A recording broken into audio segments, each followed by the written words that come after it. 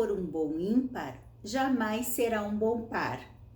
Frase batida, sim, mas é verdadeira. O que acontece? Eu saí agora há pouco de sessão, tive um intervalinho e às vezes eu fico pensando entre os atendimentos e tem alguns dias, algumas semanas que a gente vê algumas situações se repetindo. E essa semana eu fiquei pensando e me chamou a atenção a quantidade de vezes que eu vejo as pessoas se colocando em situações de abrir mão ou de sonhos, ou de coisas que gostam, ou de quem elas são, para se encaixar na vida de outra pessoa. E aí, quando às vezes o relacionamento acaba, a pessoa fica meio perdida, não sabe como se preencher dela mesma, não sabe como viver, não sabe quais são suas escolhas, do que gosta, do que não gosta, meio que se perdeu de si mesma. Groisman fala uma frase que eu gosto muito, ele sempre diz: ninguém pode ser o tudo de ninguém. Porque às vezes a gente escuta, quando se pergunta em casais, o que fulano significa para ti? Ele mesmo diz, agora eu vou parafraseá-lo, ele diz, aí chega no consultório e alguém diz, ele é tudo para mim, doutor, ou ela é tudo para mim, doutor. Se ele ou ela é tudo para ti, o que tu é na tua vida? Quem que tu é? Onde é que tu estás? Então eu gosto muito desse pensamento de que ninguém pode ser o tudo de ninguém. Porque a gente tem que se preencher de coisas da gente, do que a gente gosta, de quem a gente tem que ser leal. Nós temos que ser leais a nós mesmos. E o que eu tô falando aqui não é egoísmo, não é não investir na relação, porque eu sou a primeira a dizer que relacionamento é construção, que é feito a dois, um pouco de cada vez, um tijolo de cada vez, ou uma escolha junto de coisas que o casal tem em comum, de sonhos, de planos em comum, tudo isso é importante. Mas o que a gente não pode é deixar de quem a gente é. Eu vejo pessoas, por exemplo, que têm sonhos grandes, que têm aspirações e que vão se diminuindo para caber na vida do outro, para caber no espaço do outro, até que daqui a pouco desistiram de sonhar. Desistem de viver as suas vidas e aí é que não dá certo. Ou eu vejo situações, eu vejo muito que o casal tem que mais ou menos ter uma paridade. Vamos construir juntos, vamos crescer juntos, cada um preserva um pouco do seu espaço, mas constrói o espaço do casal.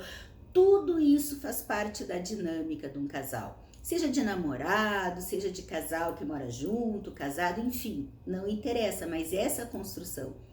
Sonhos em comum, momentos em comum, mas também preservar espaços individuais. E nessa construção, muitas vezes, um começa a crescer mais, começa a se desenvolver mais, investir mais em carreira ou em planos ou coisas que deem prazer, e o outro vai ficando para trás, e isso dá um desequilíbrio na relação. Aí, quando o que está crescendo muito se dá conta, acontece às vezes dele ou não aguentar mais a relação, ou se a pessoa tem tanto medo de ficar só, tem tanto medo de assumir a própria vida, o que essa pessoa tende a fazer sem nem se dar conta? Começa a se boicotar, aí vem a tal da autossabotagem que estão falando tanto por aí. Esse é um dos fatores que ajuda a levar a autossabotagem.